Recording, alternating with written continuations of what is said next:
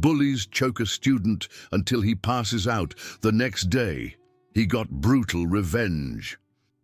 Adam Smith pressed his forehead against the cool glass of the car window, watching the unfamiliar streets of Northwood roll past. The houses here were different from their old neighborhood in Denver. Larger, more spread out, with perfectly manicured lawns that seemed to mock the wild, untamed yard they'd left behind. His mother glanced at him in the rearview mirror, her eyes soft with concern. "It's going to be fine, sweetheart. Northwood High has an excellent reputation." Adam didn't respond. What was there to say? That he'd rather be back at his old school where he had friends who understood him? Where the kids at the dojo treated him with respect instead of sizing him up like fresh meat? Where he didn't have to start over as the awkward new kid 3 months into the school year? His father, Mark, turned from the passenger seat, his weathered face bearing the scars of his fighting career, a slightly crooked nose from multiple breaks, a thin white line through his left eyebrow where 12 stitches had once held the skin together. "Remember what we talked about, Adam. New school, new start. Keep your training separate from your school life." "I know, Dad." Adam's voice was barely above a whisper. They'd had this conversation a dozen times since the move was announced. His parents' concern wasn't unfounded. At his last school, Adam had gotten into trouble defending a younger student from bullies. Nothing serious. He'd only restrained the aggressor using a basic hold. But the zero-tolerance policy meant both students were suspended. That black mark on his record still stung, even though he'd been trying to help. The car pulled up to the sprawling campus of Northwood High School. It was massive compared to his old school. All red brick and gleaming windows, with a parking lot that seemed to stretch forever. Students moved in clusters, their designer backpacks and name-brand clothes a stark contrast to Adam's simple jeans and worn hoodie. "You've got this," his mother said, reaching back to squeeze his knee. "Just be yourself." Adam grabbed his backpack, its weight familiar and comforting. Inside, along with his textbooks and notebooks, was his brown belt, folded carefully in a side pocket. Not that anyone here would know or care that he'd earned it after 8 years of dedication, countless tournaments, and more bruises than he could count. Here, he was just Adam Smith, the gangly new kid who'd shown up in November. The main hallway of Northwood High was a sensory assault. Lockers slammed, voices echoed off the polished floors, and the smell of floor wax mixed with teenage cologne created an atmosphere that made Adam's stomach turn.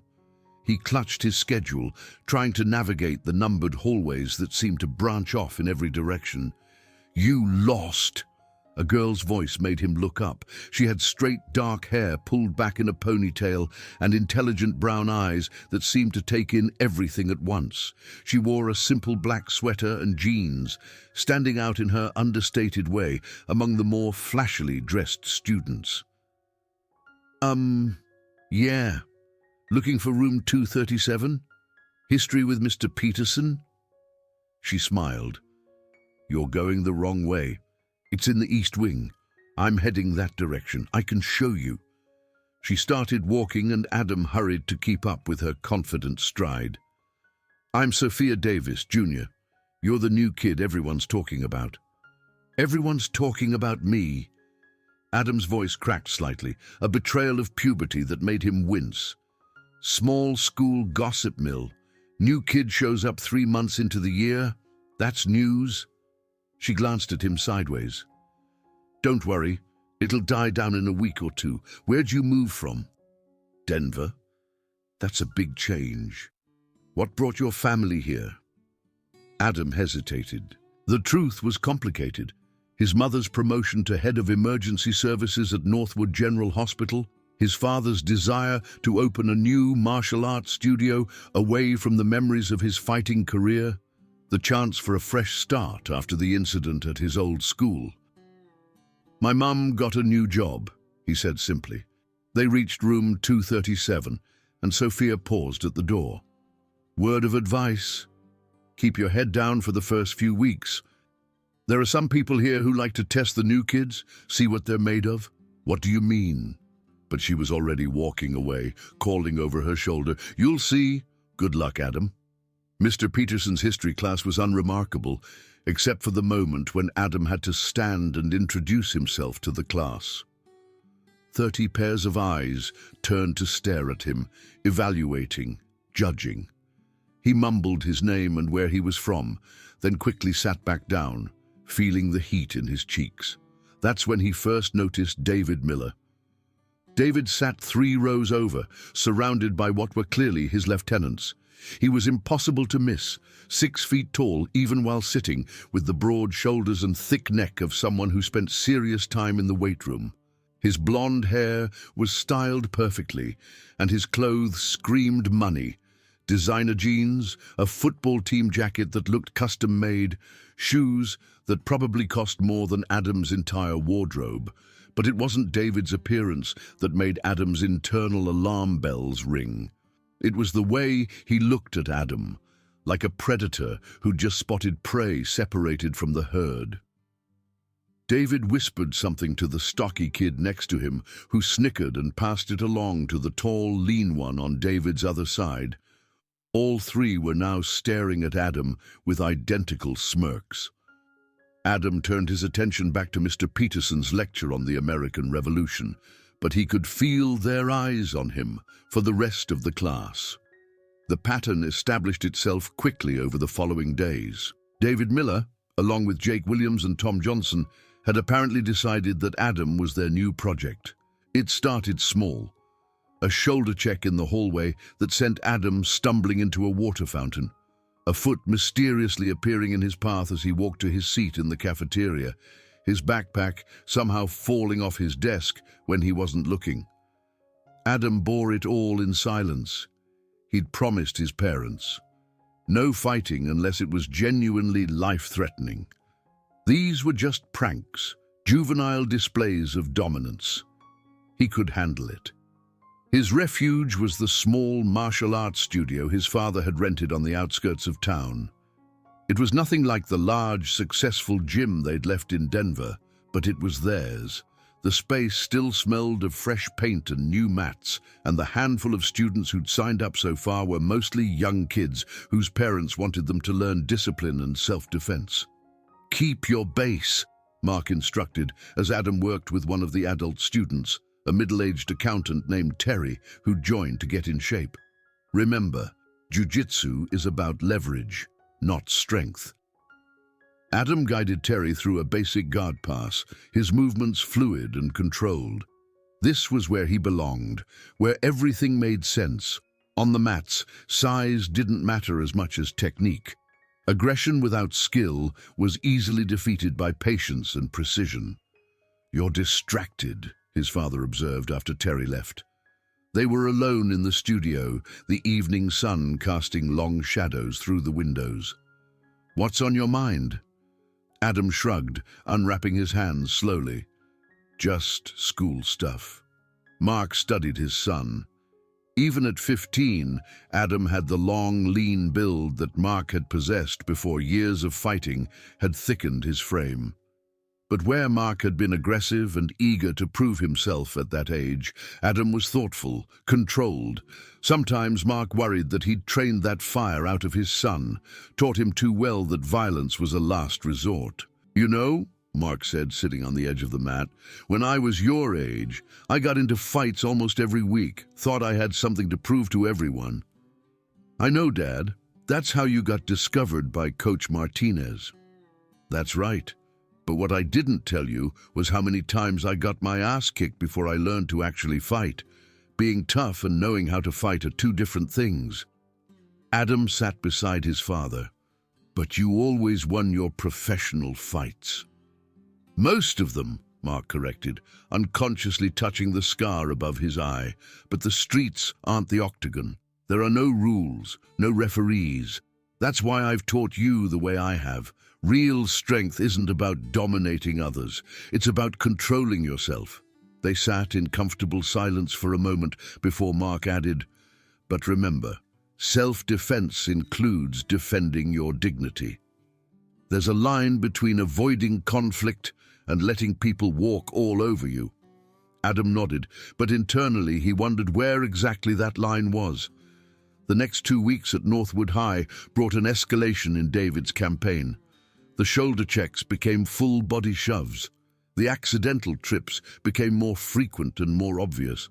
Tom had developed a particularly annoying habit of knocking Adam's books out of his hands, while Jake seemed to enjoy cornering Adam at his locker, using his height advantage to loom over him while making increasingly creative threats. "Hey, String Bean," David called out one morning, the nickname he'd christened Adam with having stuck among his crew. "You're looking particularly breakable today." Adam was putting his math textbook in his locker, trying to ignore them, but they formed a semicircle around him, blocking any escape route. "I'm talking to you," David said, his voice dropping to a menacing whisper. "It's rude to ignore people." "I heard you," Adam replied quietly, still facing his locker. Tom laughed, a harsh sound that drew attention from passing students. Most hurried by, not wanting to get involved. A few lingered, sensing drama. "Then turn around when I'm talking to you," David commanded. Adam turned slowly, meeting David's gaze. Up close, he could see that David's blue eyes were cold, lacking any real emotion beyond the pleasure of dominance. This was a game to him, Adam realized. He genuinely enjoyed making others feel small. "Better," David said, reaching out to flick Adam's chest with his finger. It was a small gesture, but deliberately demeaning. "See, String Bean, there's a hierarchy here. And you're at the bottom." Jake leaned in from the left. "Bottom feeders eat scraps. Remember that at lunch today." They walked away laughing, leaving Adam standing at his locker, hands clenched into fists inside his pockets. Several students who'd witnessed the exchange avoided eye contact as they passed. "They're assholes."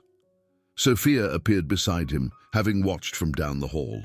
"Everyone knows it, but nobody does anything about it." "Why not?" Adam asked, genuinely curious. "David's dad owns half the commercial real estate in town. Jake's mother is on the school board. Tom's family has been here since the town was founded. They're untouchable." "Everyone's touchable," Adam said quietly, then caught himself. "I mean, nobody's really untouchable." Sophia gave him a strange look. "Maybe not. But are you willing to be the one to prove it?" At lunch that day, Adam understood what Jake had meant about bottom feeders. As he carried his tray to his usual isolated table, Tom's foot shot out. This time, Adam saw it coming and managed to step over it, but Jake was ready with a backup plan, bumping Adam's arm hard enough to send his tray flying. The crash of dishes and splatter of food silenced the cafeteria for a moment. Adam stood there, spaghetti sauce spreading across his shirt, milk pooling at his feet while laughter erupted from David's table. "Oops!" Tom called out loudly. "Looks like String Bean had an accident." Mrs. Rodriguez, the cafeteria monitor, approached with a mop bucket and a tired expression. "Clean this up," she said to Adam, as if he'd made the mess on purpose. As Adam knelt to pick up the scattered dishes, he heard David's voice carry across the cafeteria. "Maybe we should get him a bib. What do you think, guys? Would that help?" More laughter. Adam's hands shook as he dropped the broken pieces of his plate into the trash. The spaghetti sauce on his shirt was already starting to smell, and he had 4 more classes to get through. He spent the rest of lunch in the bathroom, trying to clean his shirt with paper towels and hand soap. The stain wouldn't come out, leaving a large orange blotch across his chest. When he looked at himself in the mirror, he saw what everyone else saw. A skinny, awkward kid with sauce-stained clothes who couldn't even carry a lunch tray without making a mess. But behind his brown eyes, something else stirred, a heat he'd been suppressing for weeks. He thought about the tournament he'd won just 6 months ago, taking down opponents 20 pounds heavier with technique and precision. He thought about the black belt test he'd been preparing for before the move, how his father had said he was ready, that his technique was flawless. Not life-threatening, he whispered to his reflection. This isn't life-threatening. But how much humiliation was he supposed to endure? Where was the line his father had talked about? That evening at the studio, Adam's intensity during training surprised everyone, including his father. He rolled with Terry and two other adult students who'd joined recently, submitting each of them multiple times with a focused aggression that was unusual for him. "Tap! Tap!" Terry gasped as Adam sank in a particularly tight armbar. Adam released immediately, helping Terry up with an apologetic expression. "Sorry, I didn't mean to crank it that hard." "It's fine," Terry said, rubbing his elbow. "But damn, kid, you're not usually that intense." After class, Mark pulled Adam aside. "What's going on? You were borderline aggressive out there." Adam unwrapped his hands, avoiding his father's gaze. "Just working on finishing sequences. You always say not to give opponents time to escape. There's a difference between being decisive and being aggressive. You know that." "I know." Adam grabbed his water bottle, drinking deeply. "I'm just frustrated." Mark waited, letting the silence draw out until Adam continued. "School is harder than I expected. Not the classes, those are fine. It's the people. Some of them bullies?" Mark asked directly. Adam nodded reluctantly. Mark sighed, sitting on the bench against the wall. "Tell me about it." So Adam did. He told his father about David, Jake, and Tom, about the daily harassment, the accidents, the constant verbal abuse. He told him about eating lunch alone, about the other students who looked away, about feeling powerless despite all his training. Mark listened without interrupting, his face growing darker with each detail. When Adam finished, they sat in silence for a long moment. "You've been handling this for 2 weeks?" Mark finally asked. "3, actually, since my first day." "Jesus, Adam, why didn't you tell us sooner?" Adam shrugged. "You and Mum have enough to worry about. Her new job, getting the studio running, and I promised I wouldn't fight." Mark stood, pacing the length of the mat. "I never meant for you to become a punching bag. There's a difference between avoiding unnecessary fights and allowing yourself to be victimized. But where's the line, Dad? When do I fight back? When they actually hurt me? When they break something? When exactly is it bad enough?" Mark stopped pacing, recognizing his own words being thrown back at him. He'd trained Adam so well to avoid violence that his son was paralyzed, unable to defend himself even against clear aggression. "The line," Mark said slowly, "is when you've tried everything else and the situation is escalating beyond your control. When you genuinely fear for your safety, or when standing up is the only way to stop a pattern of abuse that's affecting your well-being." "So, now?" Mark shook his head. "I can't make that decision for you, but I want you to know that your mother and I will support you, whatever you decide. We can talk to the school, transfer you somewhere else, or..." He paused. "If you need to defend yourself, really defend yourself, we'll deal with the consequences together." That night, Adam lay in bed replaying every interaction with David and his crew. He thought about the trajectory of their harassment, how it had started with words and minor shoves, but was steadily escalating. Tom had grabbed him yesterday, twisting his arm hard enough to leave bruises. Jake had slammed him into a locker hard enough to knock the wind out of him. How much worse would it get before it crossed the line into genuinely dangerous? The next morning, Adam made a decision. He would give it 1 more week. If things escalated further, if they crossed any more physical boundaries, he would act. Not with uncontrolled violence, but with the precise application of the skills he'd spent 8 years developing. He didn't know that he'd only have to wait 3 days. Friday started badly. Adam's locker had been vandalized overnight. Someone had poured honey through the vents, coating his textbooks and notebooks in a sticky mess. The janitor, Mr. Carl, helped him clean it out, muttering about damn kids the entire time, but the damage was done. His history report, due that day, was ruined. Mr. Peterson accepted his explanation, but still marked it as late, saying he could turn in a replacement on Monday for partial credit. The unfairness of it burned in Adam's chest, but he swallowed it down. At lunch, he didn't even make it to the food line. David intercepted him at the cafeteria entrance. "String Bean, we've been looking for you." David's smile was predatory. "We were just saying how you've been here almost a month, and we haven't properly welcomed you to Northwood." Adam tried to sidestep them, but Jake blocked his path. "Where you going? We're trying to be friendly here." "I'm not hungry," Adam said, turning to leave the cafeteria entirely.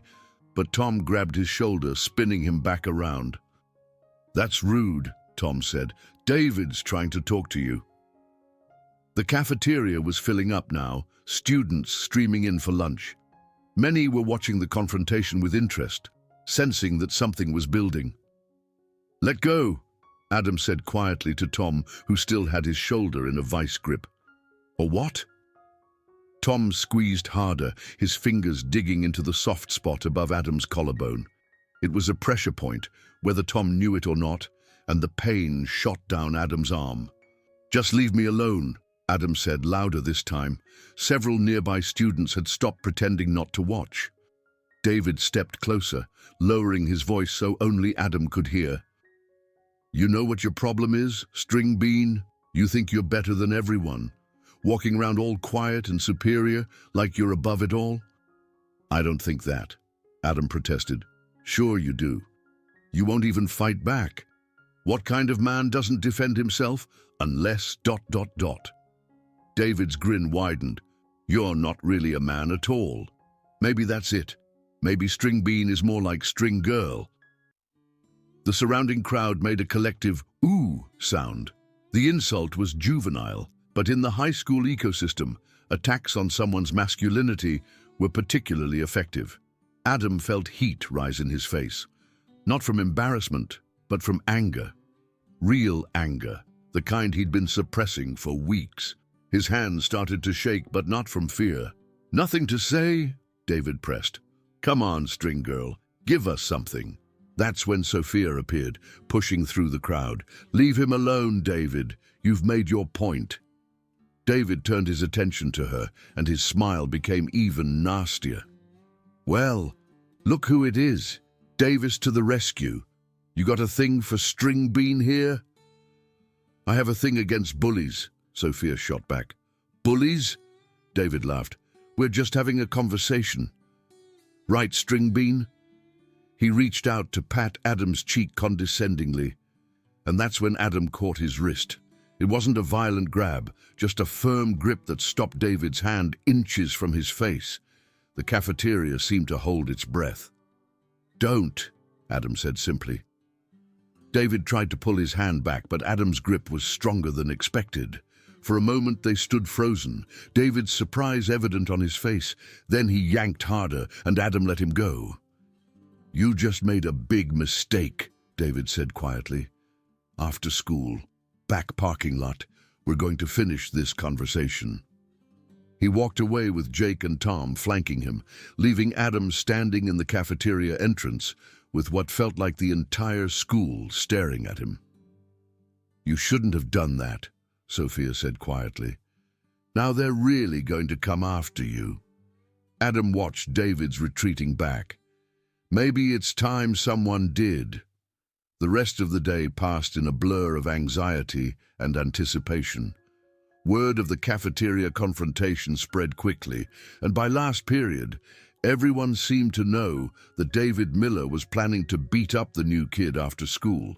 Adam sat through his classes without absorbing anything, his mind racing through scenarios and possibilities. He could leave through a different exit, avoid the confrontation entirely. He could tell a teacher, get adult intervention. He could call his father, have him pick him up, or he could face it head-on. When the final bell rang, Adam made his choice. He walked to his locker, put away his books, and headed for the back parking lot. A crowd had already gathered, forming a rough circle in the far corner where teachers rarely ventured. David was waiting, flanked by Jake and Tom. He'd removed his Letterman jacket, rolling up the sleeves of his shirt in preparation. The crowd parted as Adam approached, whispers and speculation rippling through the gathered students. "Surprised you showed up," David called out. "Thought you might run home to Mommy." Adam set down his backpack, his movements calm and controlled. Inside, his heart was racing, but 8 years of competition had taught him to channel adrenaline rather than be controlled by it. "I'm here," Adam said simply. "Good. Then let's get this over with." David started forward, but Adam held up a hand. "Wait. What happens after this?" David paused, confused. "What? After you beat me up? Or try to? What happens? You move on to someone else? Keep doing this until graduation?" "Just shut up and fight," Tom called out from the sideline, but Adam kept his eyes on David. "I'm serious. What's the point of this? What do you get out of it?" David's face darkened. "You think you're so smart, don't you? Think you can talk your way out of this? I'm genuinely curious. What satisfaction do you get from hurting people who can't fight back?" "Can't fight back?" David laughed. "Then what are you doing here? Finding out if you can actually fight, or if you're just good at picking on people smaller than you." The crowd made another collective noise, this time surprised by Adam's boldness. David's face flushed red. "You're about to find out," he snarled, rushing forward. David came in with a wide, telegraphed haymaker, the kind of punch thrown by someone who'd never been in a real fight, only schoolyard brawls where aggression trumped technique. Adam saw it coming from a mile away. He didn't dodge. Instead, he stepped inside David's reach, his shoulder connecting with David's chest, while his arms wrapped around David's waist. It was a textbook double-leg takedown, executed with the precision of thousands of repetitions. David's feet left the ground, and he landed hard on his back with Adam controlling the fall, making sure not to spike him, but letting him feel the impact. The crowd gasped as their untouchable king hit the asphalt. Adam immediately transitioned to side control, his knee across David's stomach, his weight distributed to pin him without causing injury. David struggled, trying to bench press Adam off him, but Adam had learned long ago how to make his 140 pounds feel like 200 through proper weight distribution. "Get off me!" David roared, his face red with exertion and humiliation. "You wanted to fight," Adam said calmly. "This is fighting." David managed to get an arm free and swung wildly at Adam's head. Adam caught the arm, smoothly transitioning to an Americana shoulder lock.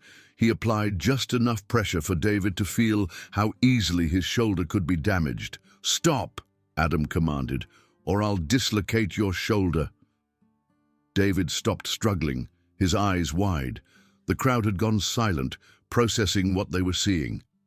The new kid, the one they'd called String Bean, had David Miller completely under control.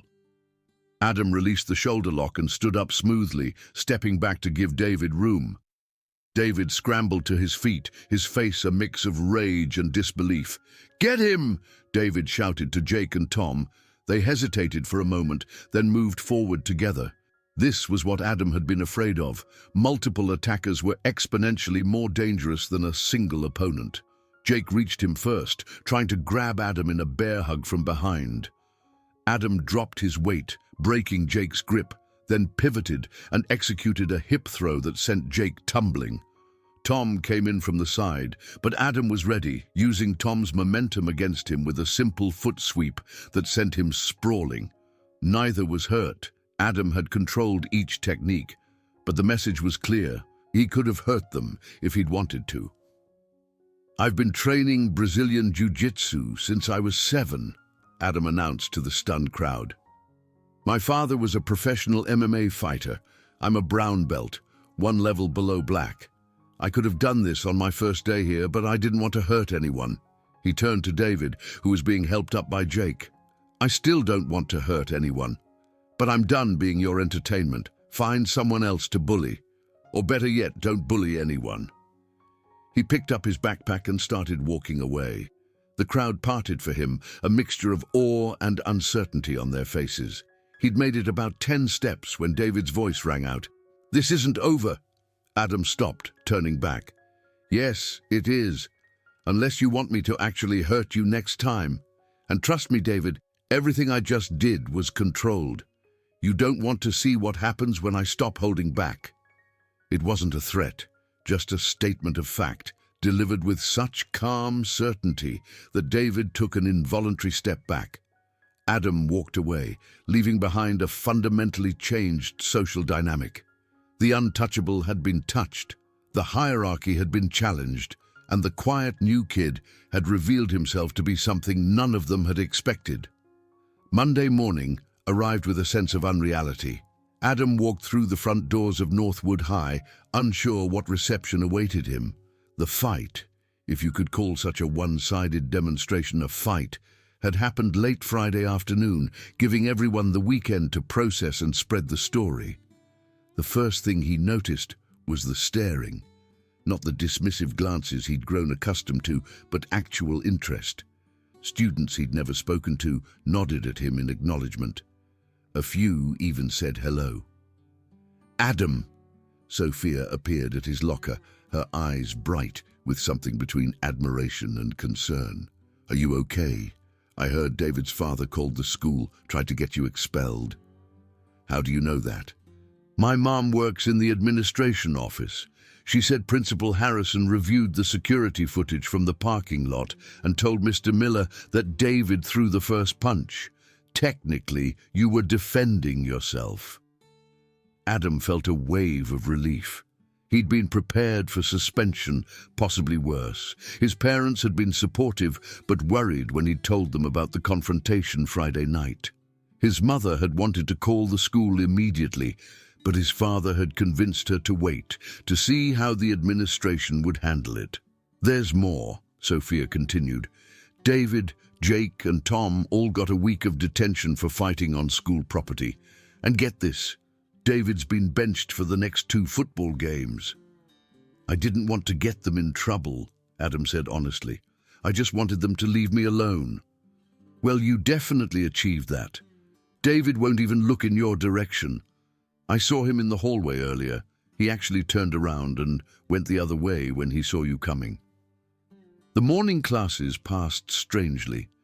Teachers who had previously ignored him now seemed to notice his presence. In history, Mr. Peterson actually called on him during discussion, something that had never happened before. At lunch, the ultimate test of his changed status came when several students invited him to sit at their tables. He politely declined most offers, but accepted Sophia's invitation to join her and her friends. It was a small group, 2 other girls, and a guy who all seemed to exist in that middle tier of high school society, neither popular nor outcasts. "So, Brazilian Jiu-Jitsu," said Marcus, the guy who wore thick glasses and a Doctor Who t-shirt. "That's like ground fighting, right?" Adam nodded, taking a bite of his sandwich. "Mostly. It focuses on grappling, submissions, controlling opponents without necessarily hurting them." "Could you teach us?" asked one of the girls, Lena, her eyes eager. "I mean, just some self-defense stuff?" "No, my dad owns a studio across town," Adam offered. "He teaches classes for all levels." The conversation flowed naturally from there, and for the first time since arriving at Northwood, Adam felt like he might actually make real friends. But throughout lunch, he remained aware of David's presence across the cafeteria. Their eyes met once, and Adam saw something unexpected in David's expression.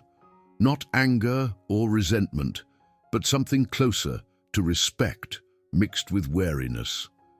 Tuesday brought an unexpected development. Adam was at his locker between classes when Tom approached, alone and looking uncomfortable.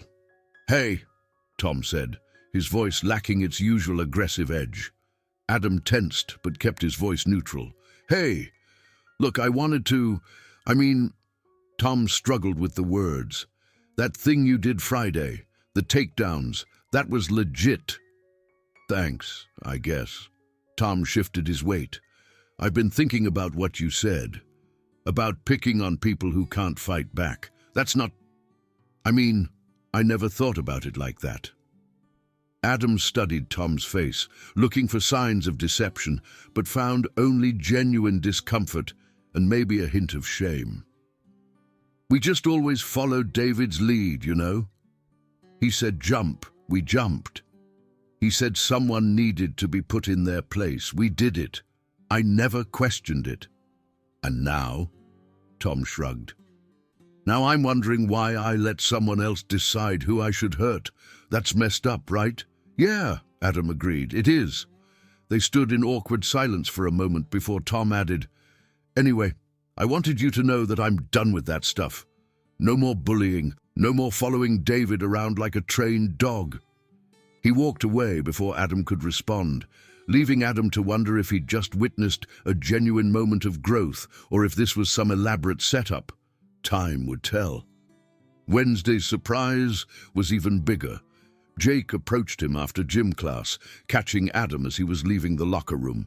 "We need to talk," Jake said, his tone serious but not threatening. Adam stopped, ready to defend himself if necessary, but Jake held up his hands peacefully. "Not like that. I owe you an apology, a real one." Adam waited, saying nothing. "What we did to you, what I did, it was wrong. More than wrong, it was—" Jake paused, searching for words. "My little brother just started middle school. He's small for his age, kind of shy. Yesterday he told me some 8th graders have been pushing him around, taking his lunch money. And I realized that's exactly what we were doing to you, just with different details." Jake's voice grew thick with emotion. "I went ballistic. I was ready to go to his school and destroy those kids. Then it hit me. I'm a hypocrite. I'm angry at someone for doing to my brother exactly what I'd been doing to you." "What did you do?" Adam asked, genuinely curious. "I talked to the school counselor at his school, got them to intervene. Then I taught him some basic self-defense moves, just enough to get away if he needs to. And I promised him I'd never be the kind of person who makes others feel helpless again." Jake met Adam's eyes. "I'm sorry. Really sorry. Not because you kicked our asses, but because what we did was wrong, and I should have known better." Adam felt something shift in his chest, a loosening of anger he hadn't fully realized he'd been carrying.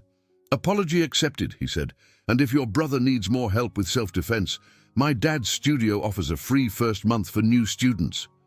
Jake's face showed surprise, then gratitude. "You'd do that?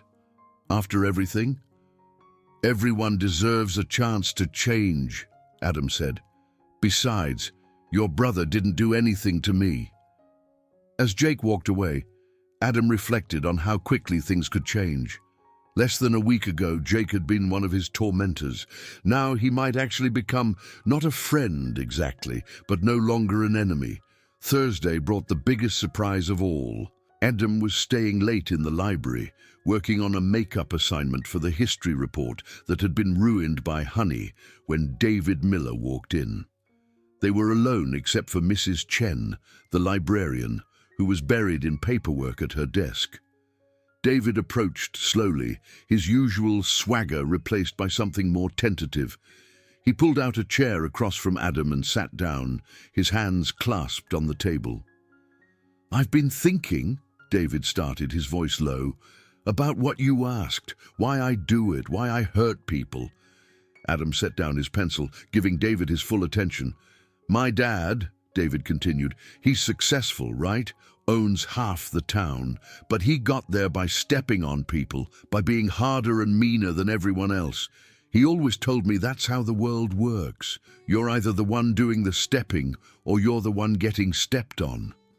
David's hands tightened. "He used to, when I was younger, and I'd come home crying because someone was mean to me, he'd get angry. Tell me I was weak, that I needed to toughen up. So I did. I became the mean one. I became the person nobody could hurt because I hurt them first." Adam remained silent, sensing that David needed to get this out. "Then you showed up, quiet, skinny, an easy target. Or so I thought. Every day you took what we dished out and never fought back. It made me angry because you weren't following the rules. You were supposed to break or fight back, but you just endured. David looked up, meeting Adam's eyes. Then in the parking lot when you had me in that shoulder lock, you could have hurt me, really hurt me. But you didn't. You had all the power and you chose not to use it. That's not how my world works. Maybe your world needs to work differently, Adam suggested quietly. David nodded slowly. Maybe it does. I'm not saying we're going to be friends or anything, but I'm done. No more bullying, no more terrorizing people. I can't promise I'll be a good person overnight, but I'm going to try to be less terrible. He stood to leave, then paused. That chokehold in the bathroom. I looked it up afterward. You were right. I could have seriously hurt you or worse. That was... He struggled for words. That was too far, way too far. I'm sorry. Before Adam could respond, David was gone, leaving Adam alone with his thoughts and the quiet hum of the library's fluorescent lights. Friday marked 1 week since the confrontation, and the change in Adam's daily life was remarkable. He walked through the halls without constantly checking over his shoulder. He ate lunch with Sophia and her friends, actually enjoying the conversation. He participated in class discussions without fear of making himself a target.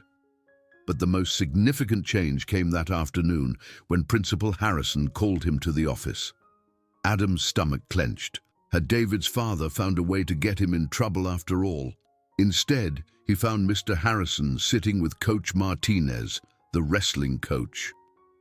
"Adam, sit down," Principal Harrison said, his tone friendly. "Coach Martinez has something he'd like to discuss with you." Coach Martinez was a compact man with the build of a former athlete and intense dark eyes. "I saw the security footage from last week," he said without preamble. "Your technique was impressive. More than impressive. It was professional level." "Thank you," Adam said cautiously. "I also did some research. Your father is Mark the Hammer Smith. 15-3 record in the UFC before his retirement. And you've been training under him since you were 7? Adam nodded. "Here's the thing," Coach Martinez leaned forward. "Our wrestling team is good, but we could be great. Someone with your grappling skills could make the difference between a regional championship and a state championship. I want you on the team." "I don't know," Adam said honestly. "I've never done traditional wrestling. Jiu-jitsu is different. The fundamentals are the same. Control, leverage, technique. You already have those. The rest is just adapting to the rules. What do you say?"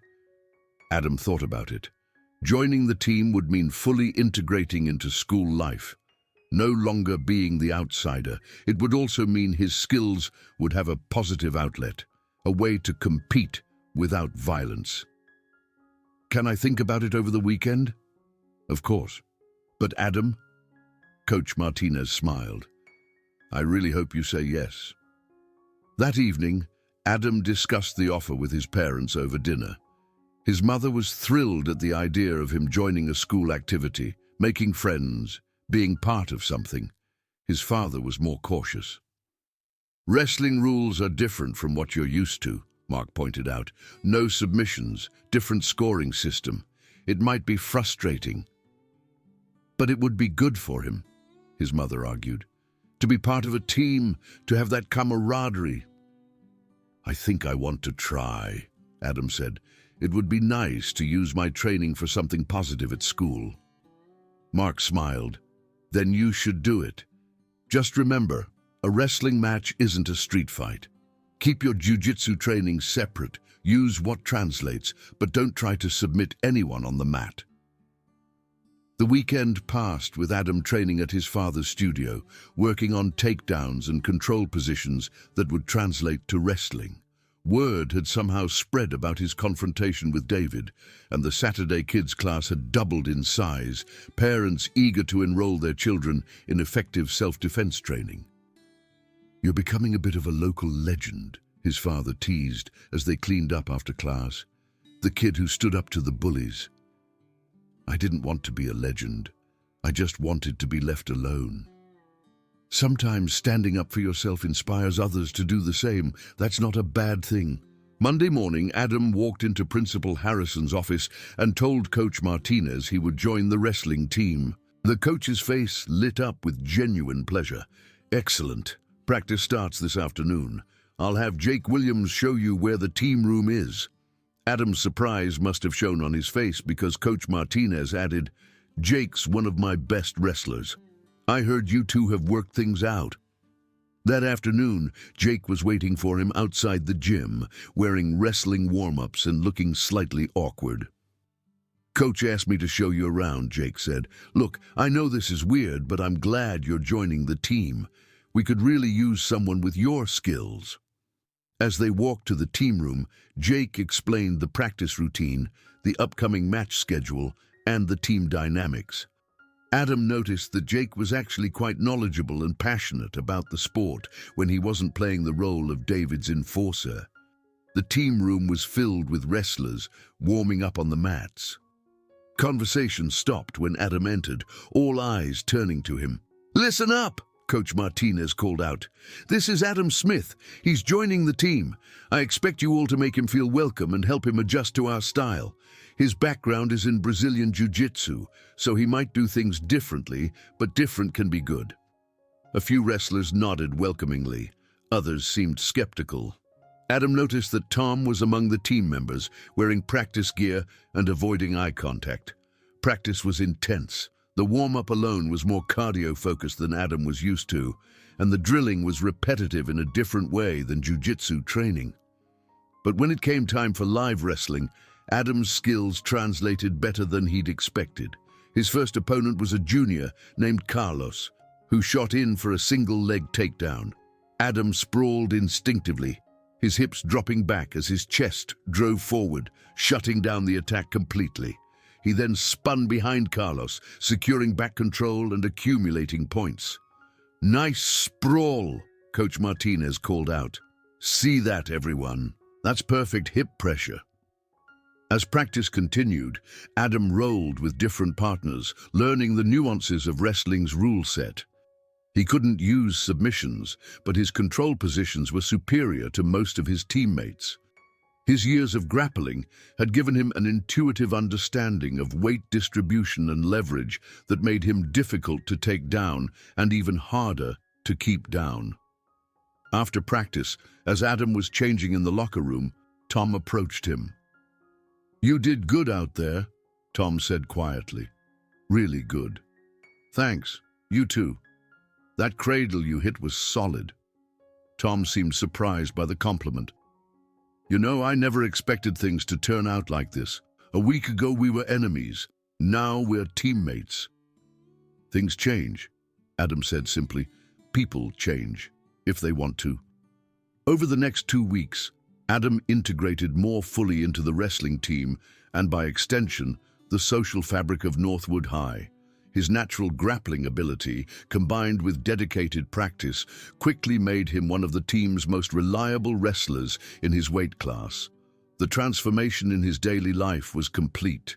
He had friends, he had a purpose, and most importantly, he had respect, not fear-based respect like David had commanded, but genuine respect earned through skill and character.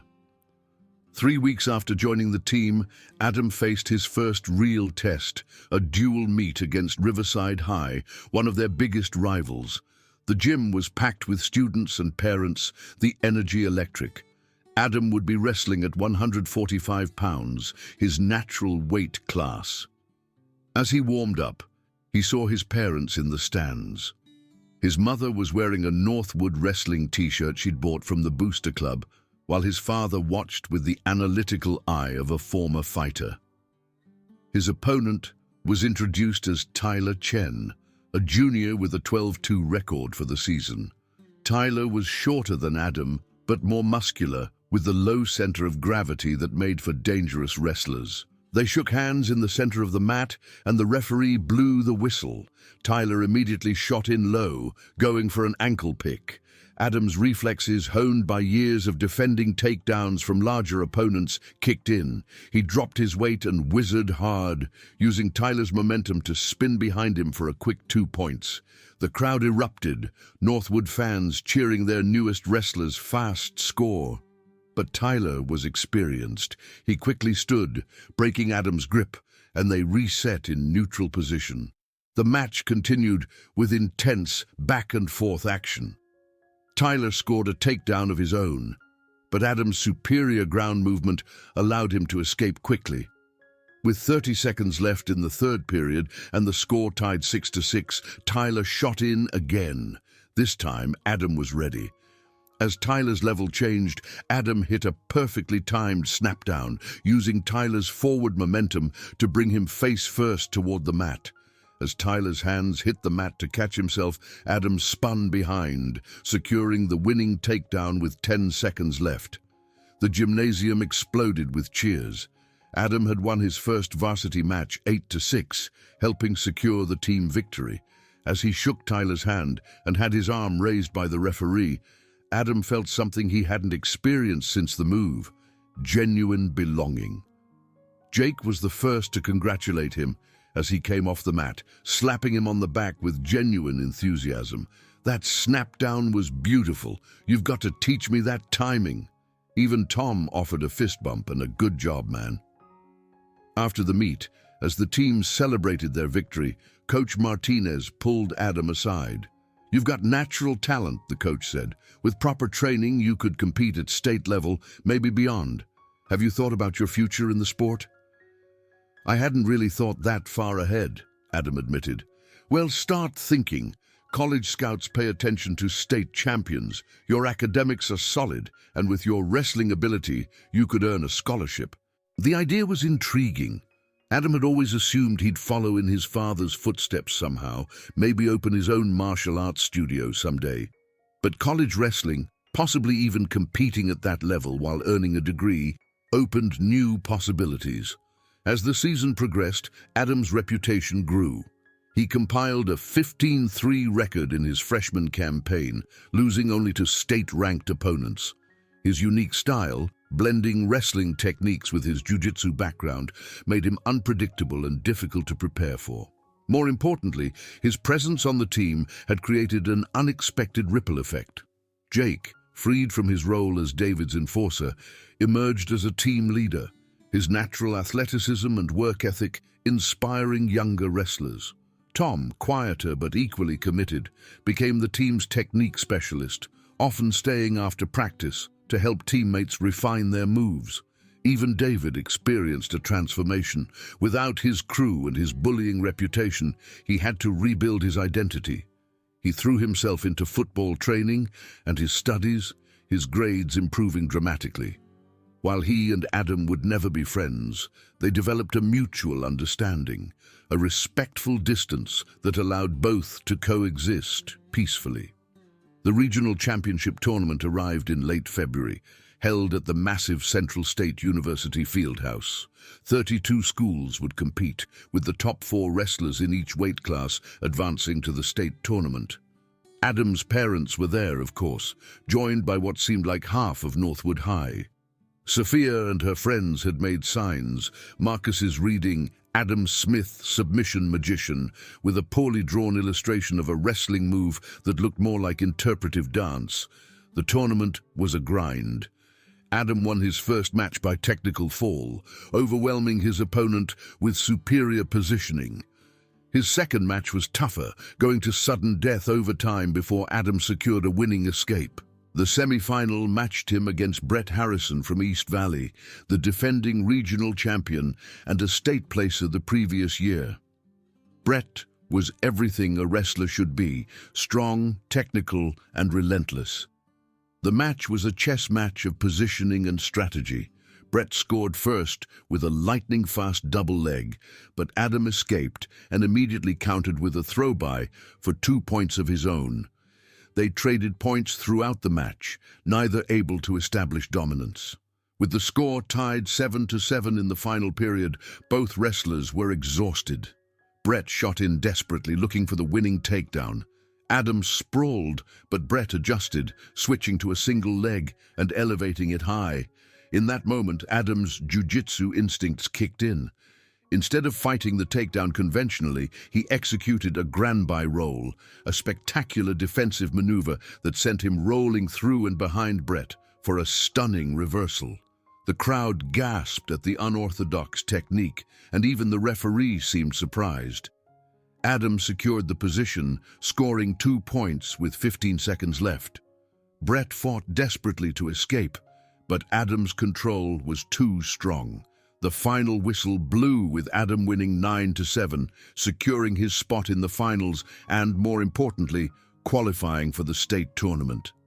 The finals pitted Adam against Ryan Thompson from Northwood's crosstown rival Central High. Ryan was undefeated on the season, a senior headed to wrestle at State University on a full scholarship. On paper, Adam shouldn't have stood a chance. But Adam had learned something important over the past months. Paper predictions didn't account for heart, determination, and the element of surprise. He entered the match with nothing to lose and everything to gain. Ryan came out aggressive, clearly intending to overwhelm the freshman quickly. He shot repeatedly, using his superior strength to drive Adam backward. But Adam weathered the storm, using defensive techniques from jiu-jitsu to avoid being taken down while looking for counter opportunities. Midway through the second period, Ryan made a small mistake. Frustrated by his inability to score, he shot from too far out, reaching rather than properly changing levels. Adam saw the opportunity and hit a picture-perfect sprawl, immediately spinning behind for his first points of the match. Ryan escaped quickly, but doubt had crept into his movements. He was supposed to be dominating this freshman, not struggling to score. His shots became more desperate, less technical, and Adam capitalized, scoring another takedown off a counter. The third period saw Ryan make a desperate comeback, scoring a takedown and a near fall that brought him within a point. With 20 seconds left and Adam leading 6-5, Ryan chose bottom position, knowing an escape would tie the match and send it to overtime. Adam knew he couldn't let Ryan stand up. Drawing on every ounce of his grappling knowledge, he maintained top control, switching between techniques to keep Ryan off balance. As Ryan fought to his feet with 5 seconds left, Adam hit a last-second mat return, bringing him back down as time expired. Adam had won. A freshman who 4 months ago was getting shoved into lockers and having his lunch destroyed was now a regional champion. The team mobbed him on the mat, Jake and Tom lifting him on their shoulders as the crowd cheered. Coach Martinez had tears in his eyes, his first regional champion in 5 years. In the stands, Adam's parents embraced, his father's proud smile worth more than any medal. During the award ceremony, as Adam stood on the top step of the podium with his gold medal, he thought about the journey that had brought him here. The bullying, the bathroom incident that had nearly broken him, the moment he decided to fight back, it had all led to this. But more than the medal, more than the victory, what mattered was the transformation, not just his own, but everyone's. Jake had become a true friend and leader. Tom had found his own identity, separate from being a follower. Even David had begun the long process of becoming a better person. The state tournament was still 2 weeks away, and Adam knew the competition would be even fiercer. But he also knew he was no longer the same scared, isolated kid who'd walked into Northwood High 5 months ago. He was a wrestler, a teammate, a friend. He was someone who'd learned that true strength wasn't about dominating others, but about standing up for yourself and inspiring others to be better. The state tournament was held at the capital city's arena, a massive venue that could hold 10,000 spectators. For a high school freshman from a small town, it was intimidating. Wrestlers from across the state warmed up on the 12 mats spread across the arena floor, each one a potential champion in their own right. Adam's first match was against a sophomore from the southern part of the state, a wrestler with a similar record but a very different style. Where Adam relied on technique and leverage, his opponent was all aggression and power. The match was a clash of philosophies, finesse versus force. Adam won by a narrow margin, his superior conditioning allowing him to score a crucial takedown in the final period, but he knew the matches would only get tougher from here. Between matches, Adam found quiet spaces to center himself, using breathing techniques his father had taught him years ago. "Competition is as much mental as physical," Mark had always said. "The body follows where the mind leads." His second match, in the round of 16, was against a junior who'd placed third at state the previous year. The boy was technically sound, his movements crisp and efficient. Adam found himself struggling, down 4-1 after 2 periods. Sitting in his corner before the third period, Adam caught sight of his teammates in the stands. Jake was on his feet, shouting encouragement. Tom was gesturing frantically, mimicking the escape technique they'd drilled together countless times. Even Sophia and her friends were there, having made the 3-hour drive to support him. Something clicked. This wasn't just about him anymore. He was representing his team, his school, his community. With renewed determination, Adam chose bottom position to start the third period. The escape came quickly, his practice technique creating space and breaking his opponent's grip. Now down 4-2, Adam increased his pace, shooting repeatedly, forcing his opponent to defend. With a minute left, he hit a beautiful low single, transitioning immediately to a turkey leg for the takedown and near-fall points. The final score was 7-4 in Adam's favor. He'd made the state quarterfinals, farther than any Northwood freshman wrestler had gone in 20 years. That evening, back at the team hotel, Coach Martinez held a team meeting. Jake and 2 other wrestlers had also advanced to the quarterfinals, giving Northwood a legitimate chance at a top 10 team finish. "I'm proud of all of you," Coach said. "Win or lose tomorrow, you've represented our school with class and determination." But, his eyes gleamed, "I didn't bring you here just to participate. Let's make some noise tomorrow." The quarterfinal match was Adam's toughest challenge yet. His opponent was Marcus Rodriguez from City Central, a senior with a 38-1 record who'd already signed to wrestle at a Division I college. Marcus was everything an elite wrestler should be: powerful, technical, and mentally tough. The match started badly for Adam. Marcus scored a quick takedown, his setup so fast Adam barely saw it coming. On the mat, Marcus was suffocating, his top control making it nearly impossible for Adam to create space. The first period ended 5-0 in Marcus's favor after a near fall. Adam chose neutral to start the second period, knowing he needed to score standing up. But Marcus's defense was impeccable, shutting down every shot attempt. When Adam finally managed a decent shot, Marcus countered with a devastating sprawl and spin, adding another 2 points to his lead. Down 7-0, starting the third period, Adam faced a choice. He could wrestle conservatively, trying to minimize the damage, or he could risk everything on aggressive attacks that might leave him vulnerable to giving up more points. He thought about David's chokehold in that bathroom, how he'd refused to give up even when unconscious. He thought about the weeks of bullying he'd endured before standing up for himself. He thought about his father's words. "A true fighter isn't someone who never falls. It's someone who always gets back up." Adam chose bottom position and immediately exploded into a Granby roll, the same technique that had worked in regionals. Marcus was ready for it, but Adam chained it into a switch, creating a scramble. In the chaos, Adam managed to reverse position, finally getting on top for 2 points. The crowd roared at the freshman's refusal to quit. Marcus escaped quickly, but Adam shot immediately, catching Marcus slightly off balance. The takedown attempt failed, but it forced Marcus to defend, to work, to earn his victory rather than cruise to it.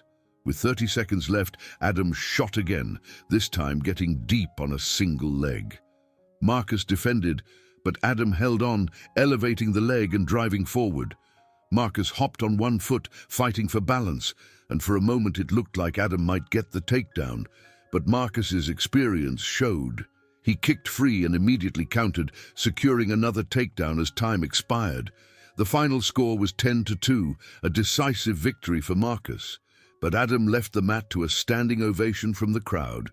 "You've got the heart of a champion," Marcus told him after their handshake. "Keep working. You'll be standing where I am in a few years." Though eliminated from championship contention, Adam still had the consolation bracket to wrestle, a chance to place at state. He won his next 2 matches, setting up a 5th-place match on the tournament's final day. His opponent for 5th place was none other than Brett Harrison, the wrestler Adam had beaten at regionals. Brett had lost in the quarterfinals too, and fought his way back through the consolation bracket. The rematch had an extra edge. Both wrestlers knew the other's style now. The match was everything a wrestling match should be: tactical, intense, and dramatic. Neither wrestler could establish clear dominance, the score staying close throughout. Brett had clearly studied their previous match, defending better against Adam's unorthodox techniques. With the score tied 4-4 in the final period, both wrestlers were exhausted. Adam had bottom position, needing just an escape to take the lead. But Brett was riding tough, breaking Adam down to his belly repeatedly. With 15 seconds left, Adam hit a desperation switch, catching Brett off guard. But Brett held on, refusing to give up the reversal. They scrambled wildly, rolling across the mat in a tangle of limbs that had the crowd on its feet. The referee's whistle blew with both wrestlers still scrambling. The score remained tied, sending the match to overtime. In the sudden death period, the first score would win. Adam's lungs burned, his muscles screamed, but he forced himself to stay focused. Brett shot first, but Adam defended. Adam countered with his own shot, getting deep on a single leg. Brett fought desperately, but Adam held on, slowly working to finish the takedown. With a final surge of effort, Adam drove through, putting Brett to his back for the winning points. 5th place at state as a freshman, it was more than he could have dreamed of months ago. As Adam stood on the podium receiving his medal, he looked into the crowd and saw the people who'd made this journey possible.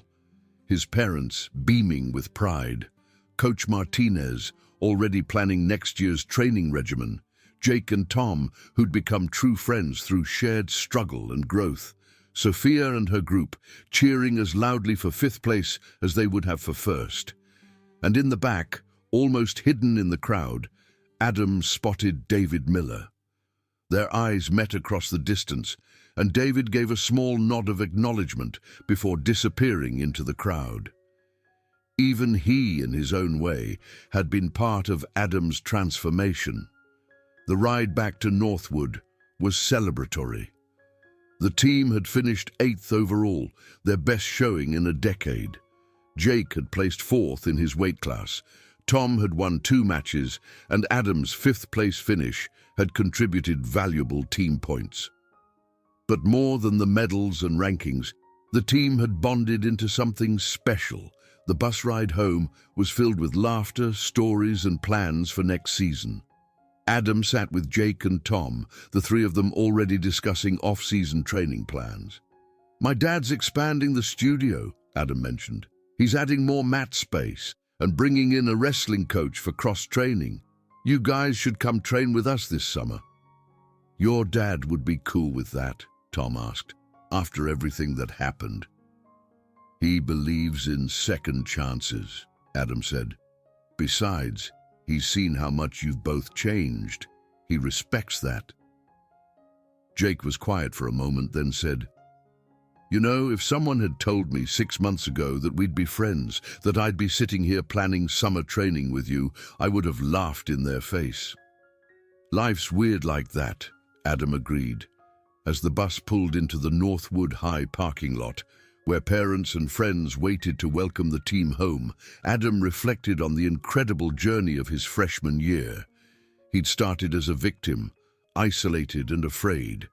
He'd been pushed to his breaking point, forced to make a choice between continued suffering and standing up for himself. That choice, to fight back, to reveal his true capabilities, had changed everything. Not through violence or dominance, but through controlled strength and the courage to be himself. The ripple effects had transformed not just his own life, but the lives of others around him. David had begun questioning the toxic worldview his father had instilled in him. Jake had discovered leadership qualities beyond being an enforcer. Tom had found his own identity and passion. The wrestling team had rallied around their unexpected freshman star, achieving things they hadn't thought possible. And Adam himself. He'd learned that strength came in many forms. Physical strength was just one aspect. Mental strength, emotional resilience, the strength to forgive, the strength to inspire change in others. These were equally important. As he stepped off the bus, his mother rushed to embrace him, his father standing behind her with that quiet pride that said more than words ever could. Sophia and her friends were there too, having waited in the cold to welcome the team home. "So," Sophia said, falling into step beside him as they walked toward the school, "you're kind of a big deal now. State placer, regional champion, the guy who tamed the bullies. How does it feel?" Adam thought about it. "Like I'm finally where I'm supposed to be." "And where's that?"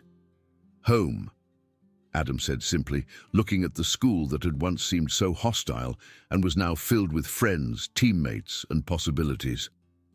The spring semester brought new challenges and opportunities.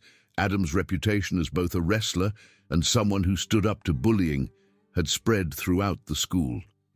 Younger students occasionally approached him for advice, and he always took time to listen and help when he could. One afternoon, a freshman named Kevin, small and nervous-looking, approached Adam at his locker. "You're Adam Smith, right?" Kevin asked, his voice barely above a whisper. "That's me. What's up?" Kevin looked around nervously, then said, "There are these older kids. They've been taking my stuff, shoving me around. Someone said you could help." Adam closed his locker and gave Kevin his full attention. "Tell me what's been happening." As Kevin described his situation, 3 sophomores who targeted him for weeks, Adam felt a familiar anger rise, but instead of suggesting violence, he took a different approach. "Here's what we're going to do," Adam said. "First, we're going to report this to Vice Principal Thompson. I'll go with you. Second, you're going to start training at my dad's studio. Not to fight them, but to build confidence. Bullies target people who seem vulnerable. If you carry yourself differently, they'll usually back off. But what if they don't stop? Then we escalate through proper channels, and if they ever try to physically hurt you, you'll know how to defend yourself. But that's the last resort, not the first." Adam accompanied Kevin to the vice principal's office, lending his credibility to the complaint. Within days, the sophomores were disciplined, and Kevin started attending the free anti-bullying self-defense classes Adam's father had started offering after hearing about his son's experiences. The wrestling season might have been over, but Adam's training never stopped. He spent his afternoons at his father's studio, which had indeed expanded and was now thriving. The story of Adam's stand against bullying had spread through the community, and parents eager to equip their children with both physical and mental tools for self-defense filled the classes. Jake and Tom had taken Adam up on his offer to train together. 3 afternoons a week, they joined him on the mats, learning the intricacies of Brazilian Jiu-Jitsu while sharing their wrestling knowledge in return. "This is insane," Jake said one afternoon, tapping out to an armbar Adam had secured from the bottom position. "In wrestling, being on bottom is bad. Here, you can attack from everywhere." "Different game, different rules," Adam explained, helping Jake to his feet. "But the fundamentals are the same. Leverage, timing, and technique beat strength and size." Tom had proven particularly adept at the chess-like aspect of jiu-jitsu, his analytical mind perfect for the strategic elements of the sport. "It's like wrestling in 3D, he said, after successfully executing his first triangle choke. "There are just so many more options." Mark observed their training with satisfaction. "You 3 work well together," he noted. "It's good to see." The transformation in Jake and Tom went beyond just athletic training. Jake had emerged as a genuine leader at school, using his influence to protect younger students rather than intimidate them.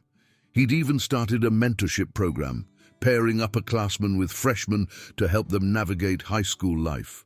Tom had found his calling in coaching, spending his free time helping middle schoolers prepare for their first wrestling seasons. His patience and technical knowledge made him a natural teacher, and Coach Martinez had already talked about bringing him on as an assistant coach after graduation. As for David, his transformation was perhaps the most dramatic. Without his identity as the school's alpha bully, he'd been forced to discover who he really was. To everyone's surprise, including his own, he'd thrown himself into academics and community service. One day in early April, Adam was surprised to find David waiting by his locker after school. "Got a minute?" David asked. Adam nodded, curious about what David could want after months of carefully maintained distance. "I wanted you to know," David began, clearly uncomfortable but determined. "I'm seeing a therapist, working through stuff with my dad, the anger issues, all of it." "That's good," Adam said, genuinely meaning it. "That takes courage." David laughed bitterly. "Courage? I terrorized people for years. That wasn't courage." "No," Adam agreed, "but admitting you were wrong and working to change. That is..." David was quiet for a moment. "I also wanted to tell you that I'm starting an anti-bullying initiative next year. Principal Harrison approved it. Peer counseling, awareness campaigns, the whole deal. I figure if anyone knows how damaging bullying can be, it's someone who did it. And someone who experienced it," Adam added. "Right. Which is why I was hoping maybe you'd consider being part of it, co-leading it actually, show both sides of the issue." Adam was stunned. 6 months ago, David had choked him unconscious in a bathroom. Now he was asking Adam to work with him to prevent others from experiencing similar trauma. "I'll think about it," Adam said finally. "It's a good idea, but we'd need to make sure we could work together effectively." "Fair enough," David said. "Just consider it, okay? I think we could do some real good." As David walked away, Adam marveled at how much could change in such a short time. The David Miller who'd ruled through fear would never have admitted weakness, sought therapy, or tried to make amends. People really could change, given the opportunity and motivation. The school year was winding down, but one major event remained: the annual spring sports banquet, where athletic achievements were celebrated and special awards were given. Adam hadn't thought much about it until Coach Martinez pulled him aside a week before the event. "You're getting the Most Valuable Wrestler award," Coach informed him. "No surprise there, regional champion and state placer as a freshman. It's unprecedented for our program." "Thanks, Coach. I couldn't have done it without the team." "There's more," Coach Martinez continued. "You're also being considered for the Scholar Athlete of the Year award. Your grades, your wrestling achievements, and..." He paused. "The way you've handled yourself this year, the positive impact you've had on school culture. It's all being taken into account." The night of the banquet, the gymnasium was transformed with decorations in school colors. Round tables filled the space where wrestling mats usually lay, and a stage had been erected at one end for the awards presentation. Adam sat with his parents, the wrestling team filling 2 adjacent tables.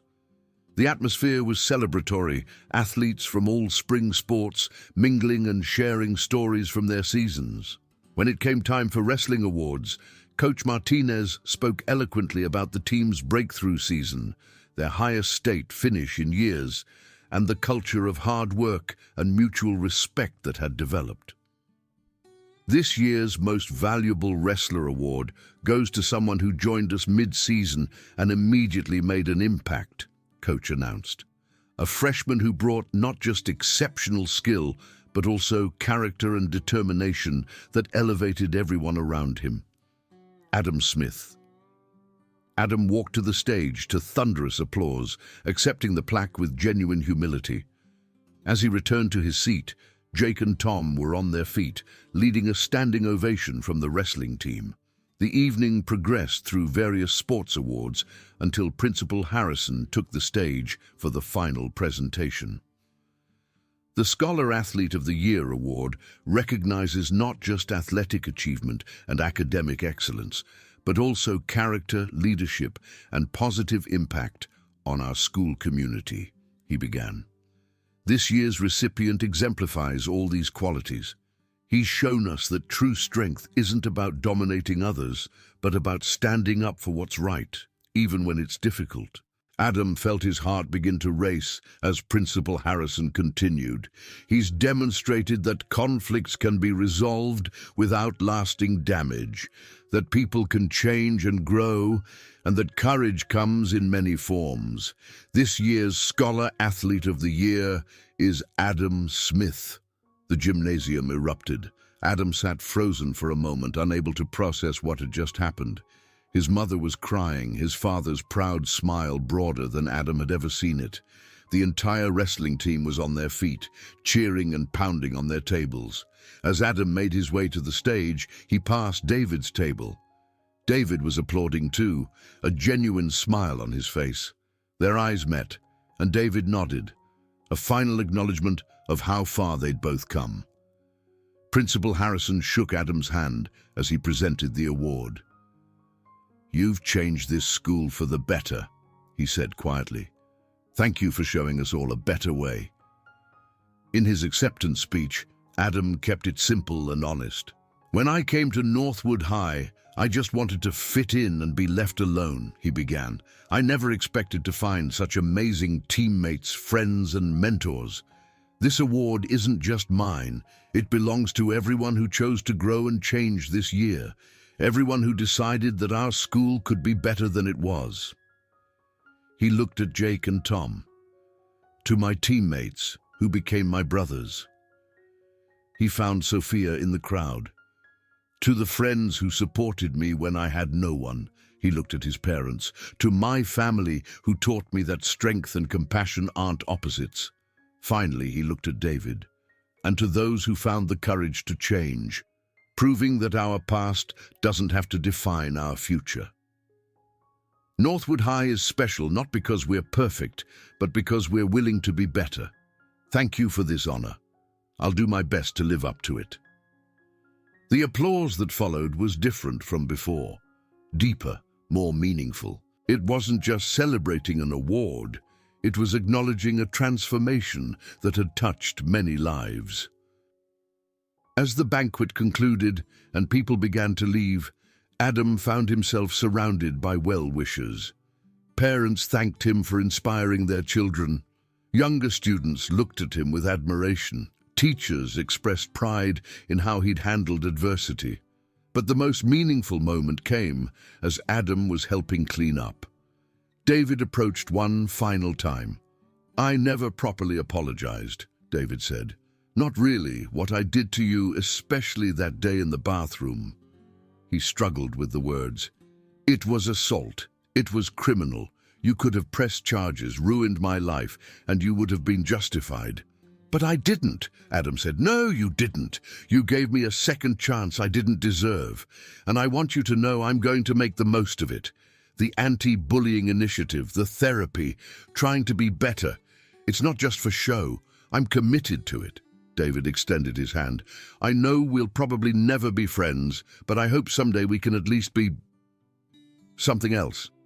Allies, maybe, in making sure what happened to you doesn't happen to anyone else."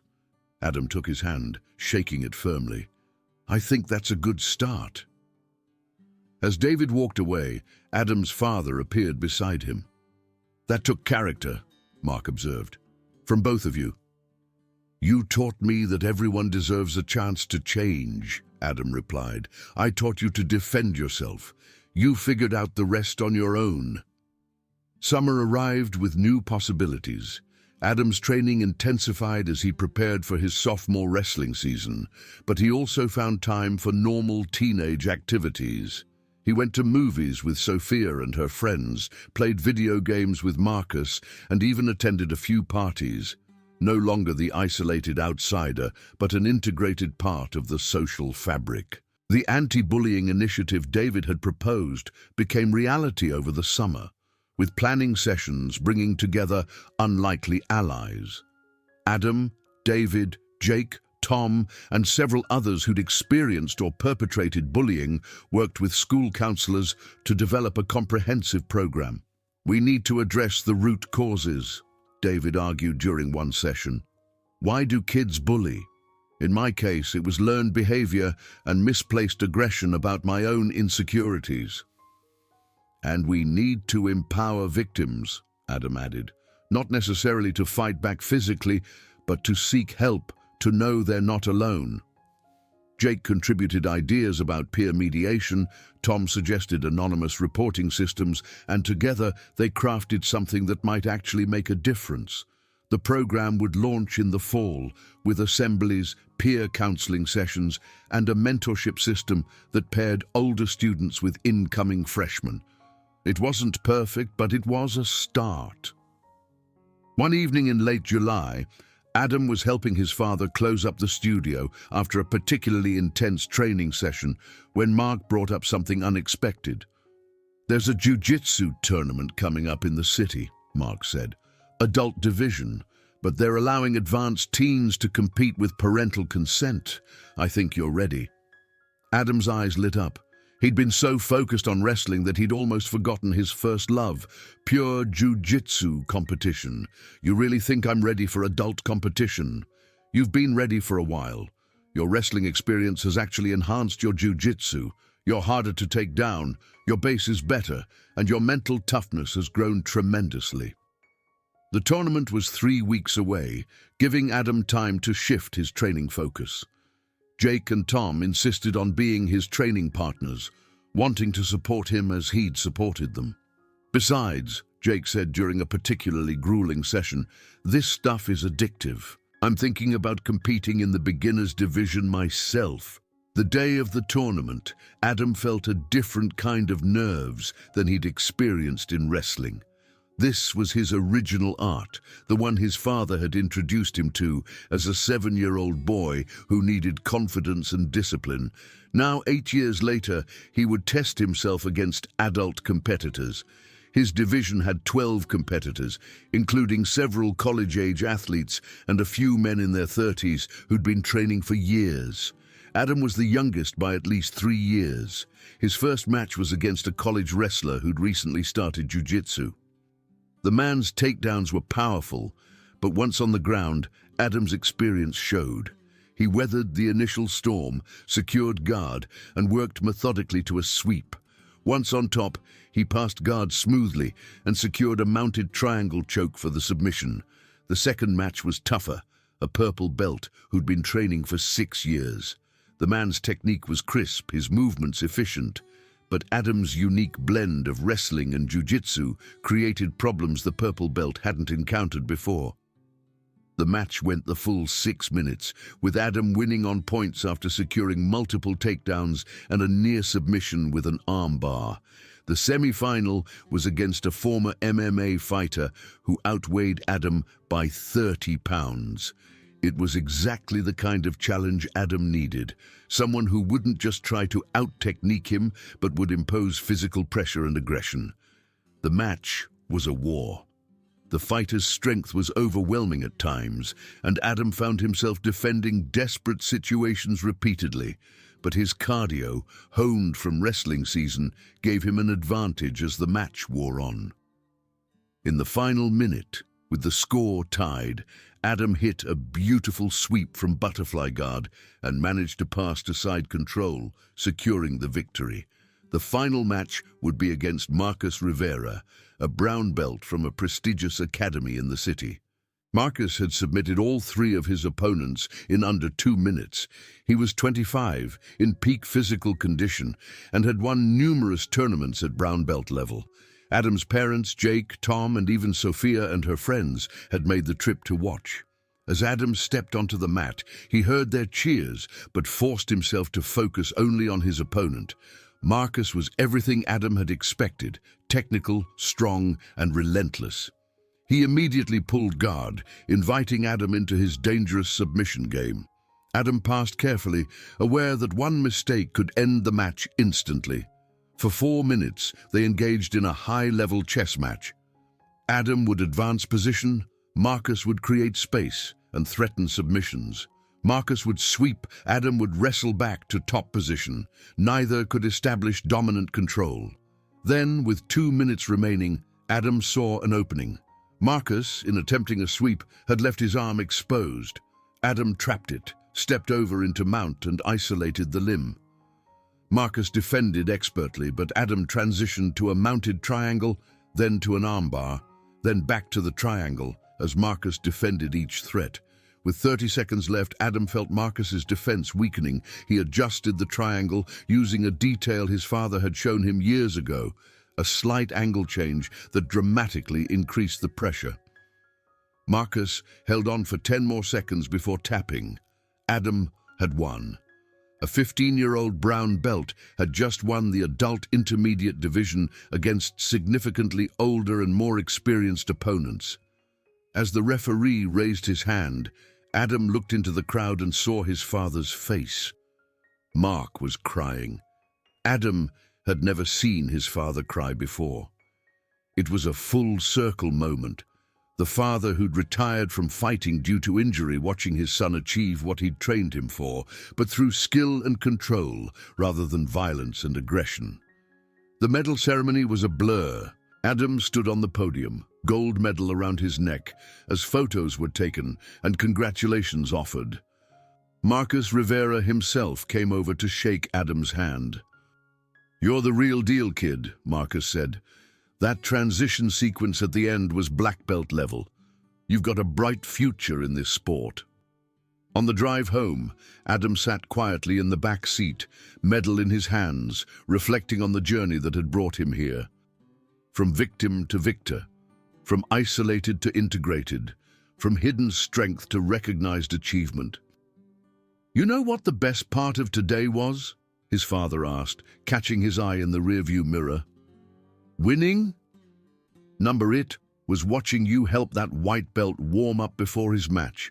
You didn't know him, he wasn't from our school, but you saw he was nervous and you took time to help him. That's the martial artist I raised. Skilled but compassionate, strong but humble."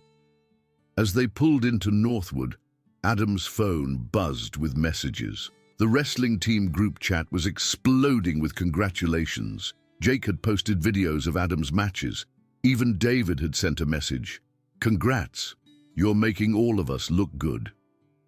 The summer flew by in a blur of training, planning for the anti-bullying initiative and normal teenage life. Adam's relationship with Sophia had evolved from friendship to something more, though they were taking things slowly. His bonds with Jake and Tom had deepened through shared training and genuine friendship. Even his relationship with David had developed into a functional partnership, if not quite friendship. As August arrived and the new school year approached, Adam stood in his father's studio one evening, helping to teach the kids' class. A new student, a small girl named Amy, who reminded him of himself at that age, shy, uncertain, picked on at school, was struggling with a basic technique. Adam knelt beside her, adjusting her grip gently. "Remember, it's not about being stronger than your opponent. It's about being smarter, using their strength against them." "But what if they're bigger?" Amy asked, her voice small. "I was the skinny new kid last year," Adam told her. "Got picked on every day by kids twice my size. You know what I learned? Size is just one factor. Heart, technique, and courage matter more." "Did you beat them up?" Adam smiled. I showed them I could defend myself. And more importantly, I showed myself that I was stronger than I thought. But the real victory was that some of those bullies became my friends. People can surprise you if you give them a chance to change. As Amy successfully executed the technique, her face lighting up with accomplishment, Adam thought about the year ahead. He would be a sophomore now, no longer the new kid, but someone with the established place in the school's ecosystem. The anti-bullying program would launch, potentially helping countless students avoid what he'd experienced. The wrestling team had high expectations, with their core group returning. But more than any of that, Adam had learned fundamental truths about strength, courage, and human nature. He'd learned that standing up for yourself didn't mean standing on others. He'd discovered that enemies could become allies, that bullies often carried their own pain, and that true strength was measured not by what you could do to others, but by what you chose not to do, even when you could. The boy who'd been choked unconscious in a bathroom had not only survived, but thrived. He'd transformed his trauma into triumph, his isolation into connection, his hidden strength into inspiration for others. As the new school year began, Adam walked through the doors of Northwood High with confidence. In the main hallway, a banner announcing the new anti-bullying initiative hung prominently, with both his and David's names listed as peer counselors. Freshmen with nervous faces reminded him of himself just 1 year ago, and he made mental notes of which ones might need extra support. "Ready for year 2?" Sophia asked, appearing beside him as she always seemed to at just the right moment. "More than ready," Adam replied, taking her hand as they walked toward their first class. He passed the bathroom where everything had changed, no longer feeling the phantom pressure on his throat, but instead remembering it as the place where he'd decided to stop being a victim. He saw David in the hallway, and they exchanged nods, not friends but allies in making sure no one else suffered as Adam had. Jake and Tom joined them for lunch, their table now a gathering spot for wrestlers, former bullies seeking redemption, and kids who just needed somewhere to belong. The rigid social hierarchies that had defined Adam's first months at Northwood had blurred, replaced by something more fluid and inclusive.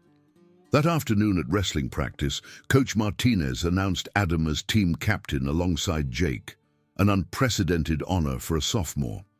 As Adam led the team through warm-ups, he saw several new freshmen, thin and uncertain, clearly there because they'd heard about the skinny kid who'd become a champion. "Listen up, especially you new guys," Adam addressed the team. "Wrestling isn't about hurting people or proving you're tough. It's about challenging yourself, pushing past what you think you can do, and supporting your teammates. We're a family here. We build each other up." One freshman raised his hand tentatively. "Is it true you took down 3 bullies at once last year?" The team chuckled, and Adam smiled. "The truth is more complicated than the legend, but here's what matters. This sport, this team, gave me the confidence to stand up for myself when it mattered. It can do the same for you, but only if you're willing to work for it." As practice began in earnest, Adam thought about the butterfly effect of that moment in the bathroom. David's poorly applied chokehold had been the catalyst for everything that followed. The confrontation, the wrestling success, the friendships, the personal growth of multiple people. Sometimes Adam wondered what would have happened if that day had gone differently. If David hadn't crossed that line, would Adam have ever stood up for himself? Would David have ever questioned his behavior? Would Jake and Tom have discovered who they could be outside of David's shadow? But those were hypotheticals. Reality was what they'd built from that moment of crisis. A better environment for everyone, built on mutual respect rather than fear, on strength used to protect rather than prey upon others. The state championship tournament that year would see Adam place second, losing a close match in the finals, but establishing himself as one of the state's elite wrestlers. Jake would win his weight class, Tom would place third, and Northwood would finish fourth as a team, their highest placement ever. But those victories, sweet as they were, paled in comparison to other achievements. The anti-bullying program would intervene in dozens of cases, preventing cycles of abuse. Former victims would find their voice, Former bullies would find redemption, and the culture of the school would shift measurably toward inclusivity and respect. David would graduate with honors and a full scholarship to study psychology, planning to become a counselor specializing in aggressive behavior in teens. His transformation from bully to advocate would inspire a documentary by a local filmmaker, with Adam featured prominently as the catalyst for change. Jake would sign to wrestle at a Division II school, his leadership and athletic ability earning him opportunities he'd never imagined. Tom would receive an academic scholarship to study education, inspired by his experience helping younger wrestlers to become a teacher and coach. And Adam? He would continue to grow, both as an athlete and a person. By his senior year, he would be state champion in wrestling, a black belt in jiu-jitsu, and valedictorian of his class. But more importantly, he would be known as someone who'd turned personal trauma into collective triumph, who'd shown that strength and compassion were not contradictions, but complementary forces. Years later, when Adam returned to Northwood High as a guest speaker, he would stand in that same gymnasium where he'd first been called String Bean and tell his story to a new generation. He would speak about the power of standing up for yourself and others, about the possibility of redemption and change, about how the worst moments of our lives can become catalysts for the best. And in the audience, a skinny freshman who'd been getting bullied would hear the story and find hope. After the assembly, that student would approach Adam, nervous but determined, and ask where they could learn to defend themselves. Adam would smile, remembering his own journey, and hand them a card for his father's studio, now run jointly by Adam and Mark Smith. "First lessons free," he'd say, "but remember, we're not learning to hurt people. We're learning to protect ourselves, and maybe, if we're lucky, to help others find their own strength." The cycle would continue, each generation learning from the last, each individual choosing whether to perpetuate harm or break the chain. And at the center of it all would be the simple truth Adam had learned in his freshman year at Northwood High. Real strength isn't about domination or violence. It's about having the power to hurt others and choosing not to, having the courage to stand up when necessary, and having the wisdom to know that everyone, even bullies, can change if given the chance. The boy who'd been choked unconscious in a bathroom had not just survived or even thrived. He'd transformed a moment of victimization into a movement of empowerment, showing that sometimes the greatest victories come not from defeating our enemies, but from turning them into allies, not from hiding our strength, but from using it to lift others up. And that was the real lesson of Adam Smith's freshman year, that inside every victim might be a hero waiting to emerge. Inside every bully might be someone seeking a better way, and inside every moment of crisis might be an opportunity for transformation that ripples outward in ways we never imagined.